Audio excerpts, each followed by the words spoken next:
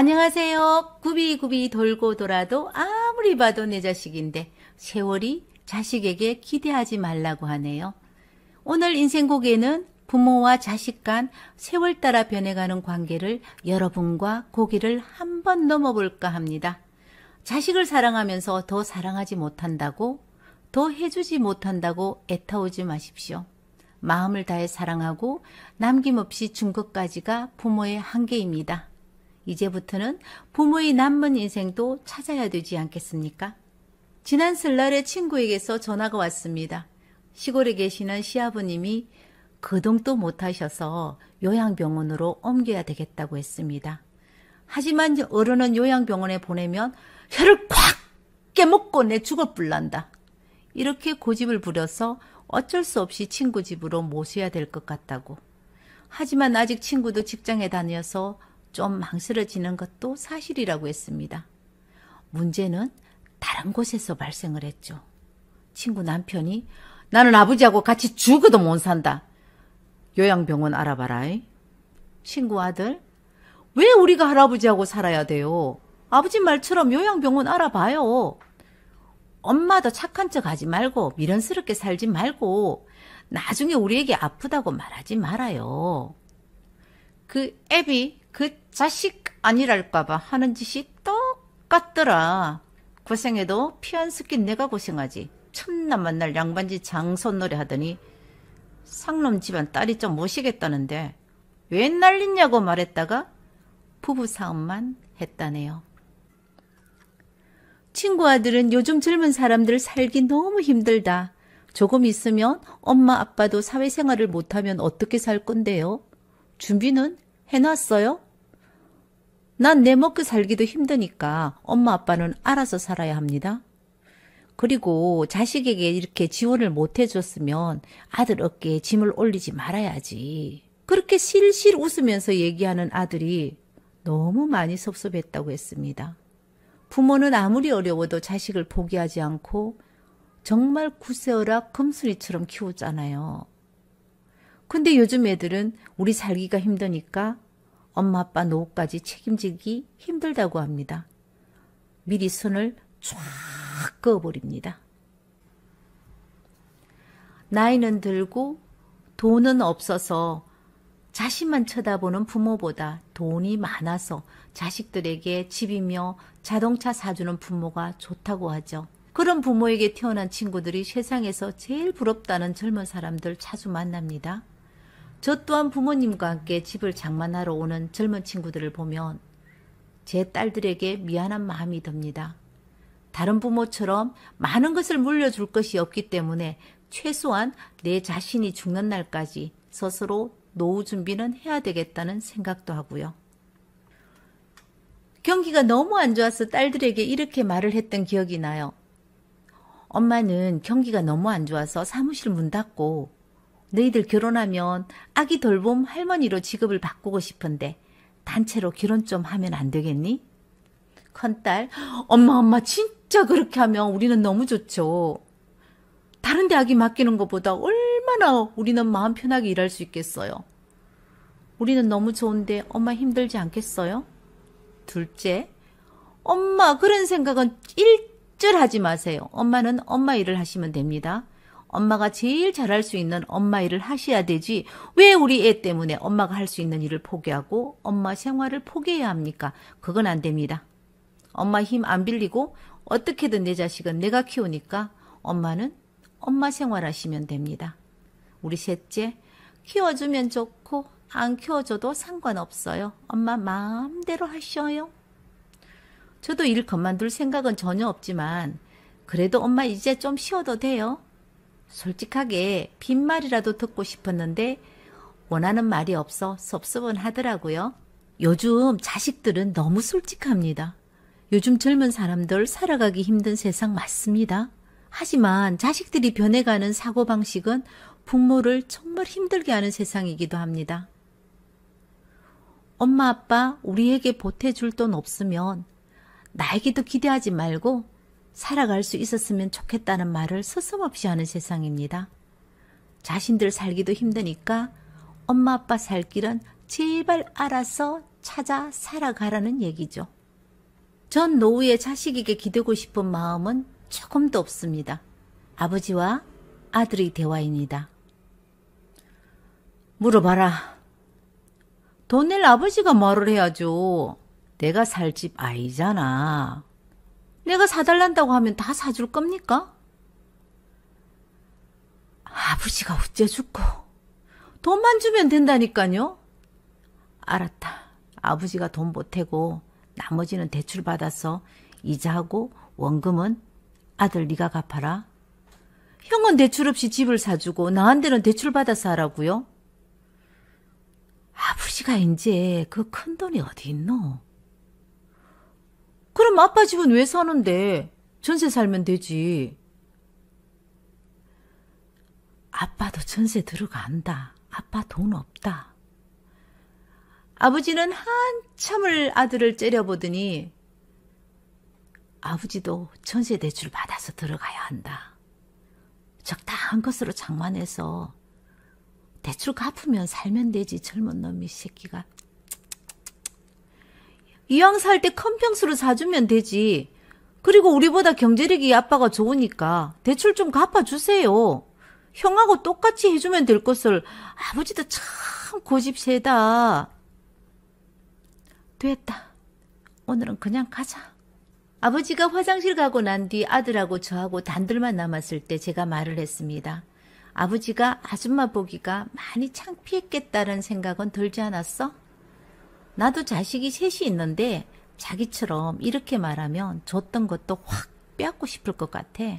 대출이자 당연하게 자기가 부담해야지. 자기 돈 아버지에게 맡겼는데 아버지가 탕진했어? 자기는 직장 생활해서 뭐 할 건데? 그리고 전세는 능력 안 드는 자기가 살면 안 될까? 옛날에는 자식 새끼들 많으면 집을 얻을 수 없었는데 요즘은 세상이 많이 변했다? 강아지, 고양이, 늙은 사람은 안 된다고 한다. 누가? 집주인이. 애완동물하고 같은 취급을 받는 게 자기 부모님 세대야. 젊고 기운 있는 아들이 집장만 할 때까지 살고 싶은 집 찾아가면서 이사하고 살아. 엄마 아빠 기운도 없고 다 늙어서 이사하기도 힘들어. 부모에게 맡겨놓은 돈 받아가도 지금처럼 하면 안 되는데 뭐가 그렇게 자기는 당당해? 아줌마 자식 같았으면 반은 죽여놨을 건데. 아버지 참 점잖으시네. 생글생글 웃으면서 말을 하니까 아들은 화도 내지 못하고 있다가 아줌마 대출이자 많이 비싸요? 아니, 정부 대출이자는 아주 저렴해. 부모님 이제 힘 없어. 오늘은 아버지가 속이 많이 상한 것 같으니까 아버지 원하는 대로 집에 가고 다음에 궁금한 거 있으면 언제든지 아줌마에게 전화해요. 대부분 우리 세대에는 자식 공부시키고 자식 결혼시키고 재산이라고는 달랑 집안채가 전부인 부모들이 많습니다. 그나마 이런 사람들은 복 받으신 분들이고요. 집이라도 있으니까요. 부모님들 좁은 집으로 옮기고 싶다는 분, 이혼은 한결같이 청소하기 힘들어서 집을 줄인다고 말하죠.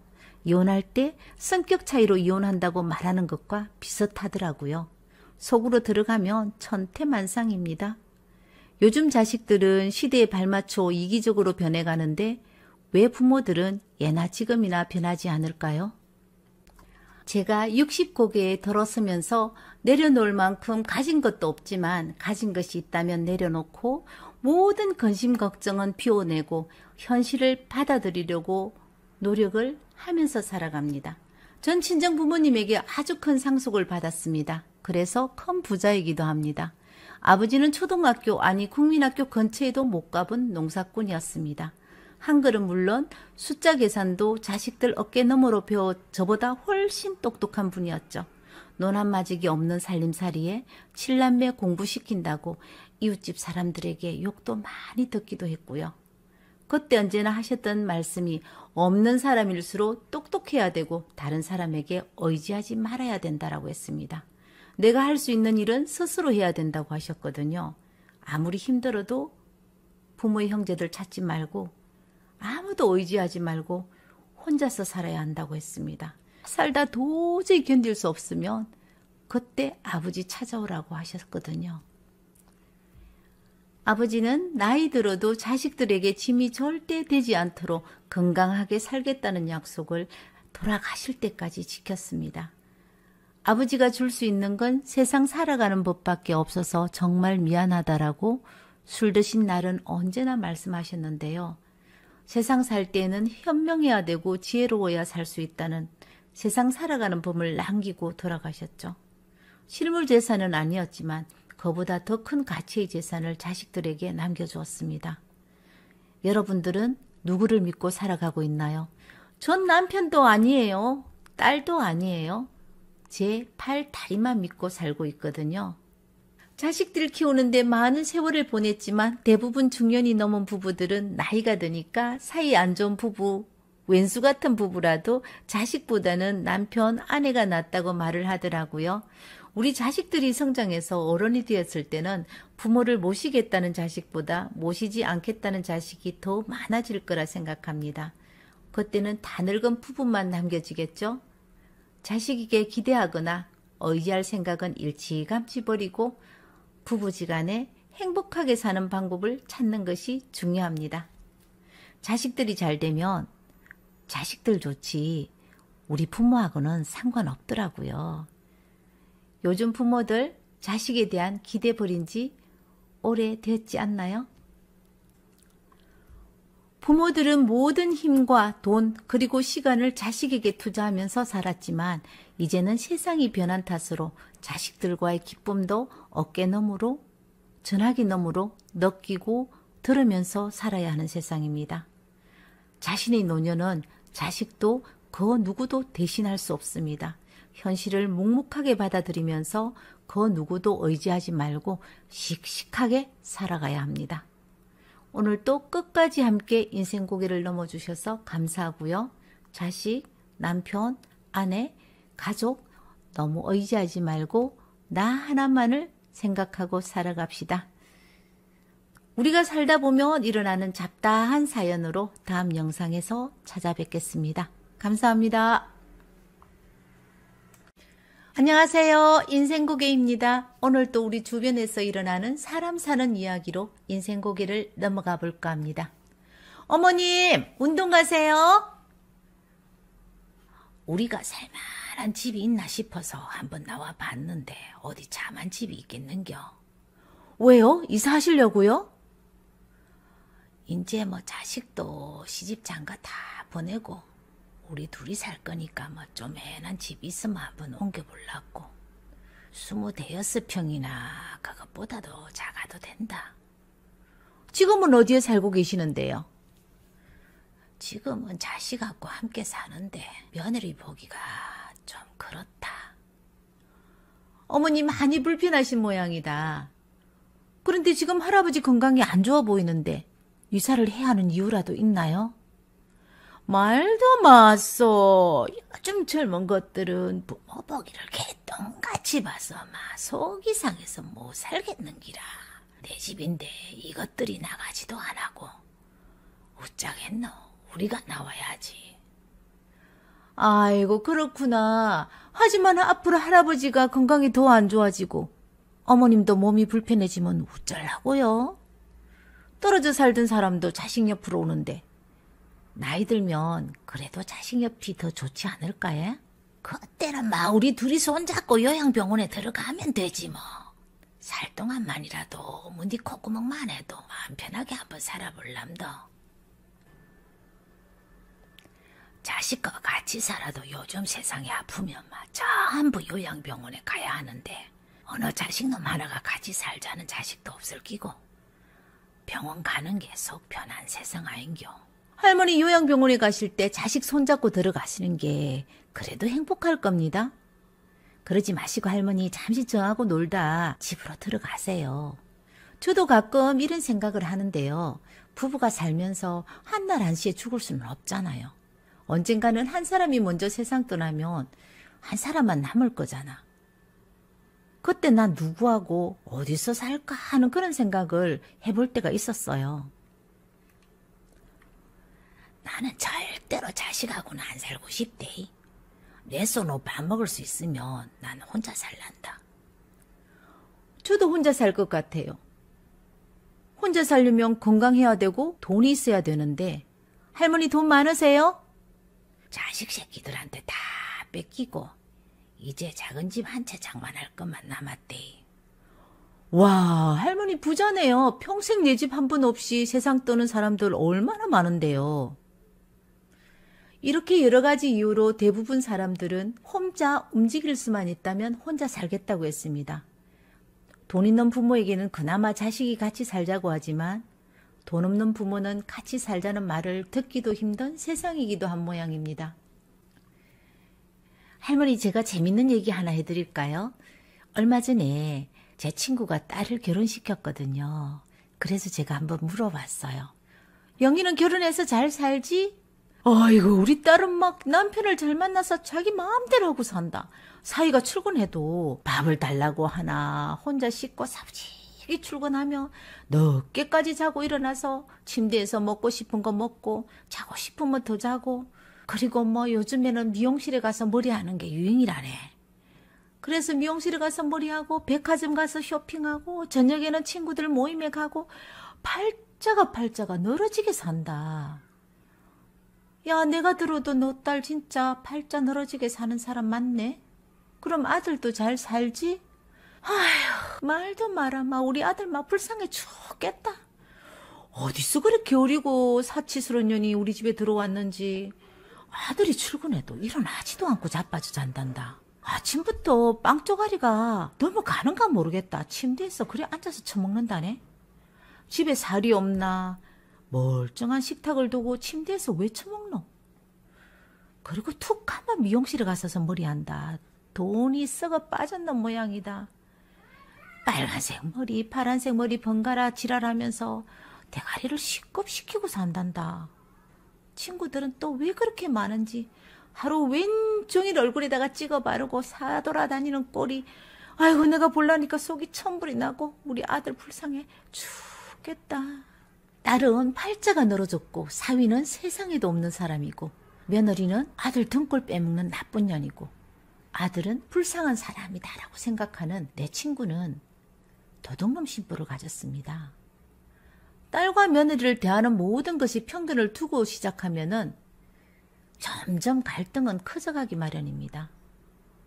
자식은 결혼을 하는 순간 며느리의 남편이고 손자 손녀의 아빠입니다. 부모가 1순위로 원한다면 자식을 이혼시켜야죠. 그리고 옆에 끼고 살아야 되지 않겠습니까? 내 뱃속에서 낳은 내 자식도 안 맞아서 죽일 놈 살릴 놈 하는 세상에 서로 다른 집에서 여태껏 자라온 사람과 어떻게 척척 맞겠습니까? 할머님, 각 가정의 상황에 따라서 다 틀릴 수는 있지만 부모하고 자식하고 함께 살 때는 언제나 그 문제가 발생하는 요인이 거의 비슷해요. 첫 번째가 말을 안 했습니다. 또 말을 하라 그러면 그 대화 방법이 틀렸기 때문에 그래요. 어머님은 며느리하고 말 많이 하세요? 어데 할 말이 어디 있노? 우리는 말 잘 안 한다. 할머니, 말을 해야죠. 자식하고 며느리에게 하고 싶은 말이 있으면 말을 해야 자식도 알죠. 섭섭한 일이 있으면 마음에 담아두지 말고 말을 해야 불만이 안 쌓이죠. 서로 불만이 쌓이면 갈등이 생길 수 있죠.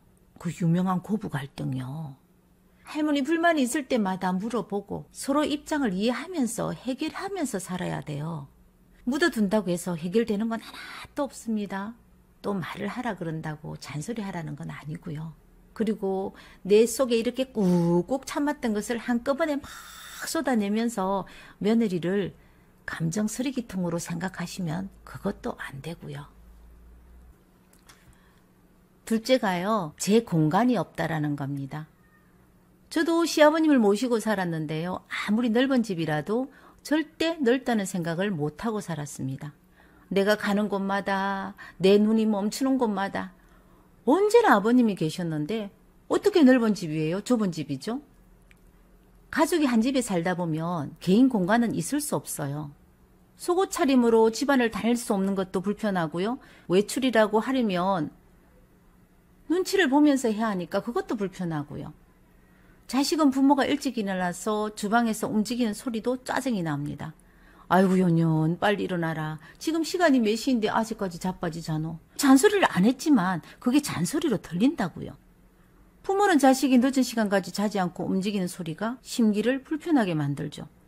같은 공간에서 다른 생활을 하기 때문에 발생하는 요인이 또 충돌로 꽝 하고 일어나죠. 세 번째는요, 집안일이 분담이 되지 않아서 일어납니다. 할머니는 집안일 좀 도와주세요. 늙어서 일도 못한다. 나도 안 치우고 며느리도 일하러 다닌다고 잘 안 치워서 집이 많이 추접다. 가족들이 한 집에서 살 때는 일을 분담해서 해야 돼요. 일을 분담하지 않으면 한 사람이 모든 일을 맡아서 하게 되고 일하는 사람은 당연하게 지치기 마련이잖아요. 자식과 함께 사려면 손자도 봐주고요. 자신이 사용하는 방도 화장실도 직접 좀 쓸고 닦고 하고요. 일정 부분을 분담해서 해주셔야 됩니다. 왜 나만 축을 하고 일을 해야 돼? 나 도저히 이제 더 이상은 못하겠다라는 불만이 생기면 충돌이 또 꽝꽝 하고 생기기 마련입니다. 넷째는 가족이 많으면 생활비가 늘어나잖아요. 그렇기 때문에 거기서 오는 문제가 생깁니다. 가족이 많으면 많을수록 생활비와 모든 비용이 많이 들잖아요. 경제력이 없는 부모님들과 자식 간에도 문제가 많지만 부모에게서 독립하지 못한 채 부모님에게서 기생하면서 살아가는 자식도 요즘 많거든요. 어떻게 할머님은 생활비 자식에게 좀 보태주시나요? 요즘은 자식이 부모를 부양하는 시대에 아니거든요. 부모가 자식을 부양하고 먹이 살리는 사람도 정말 많거든요. 그래서 묻는데 생활비는 누가 더 많이 내요? 나는 생활비 안 준다. 그런데 다른 집 자식들은 뭐 관리비, 도시가스, 뭐 이런 요금도 통장에서 쑥쑥 빠지도록 자동이체인가 뭔가 해놓는다고 하던데 우리 아들은 세금 쪼가리 나오면 식탁 위에 툭 던져 놓더라. 날짜가 다 돼도 안 내고 해서 내가 낸다. 손자 학원비도 잘 안 줘서 내가 내기도 하고 이렇게 조금씩 쓰다 보니까 모아둔 돈 꽃감 빼먹듯이 다 빼먹고 얼마 없다. 그래서 속이 많이 상한다.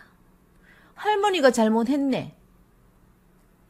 아들도 며느리도 일하는데 자식 버릇도 더럽게 들이고 사셨네요. 이런 말에서 속상하시죠? 내가 답답해서 하는 얘기입니다. 그럼 할머니 아들은 돈 벌어서 어디 쓴다고 해요? 그렇게 나도 잘 모르겠다.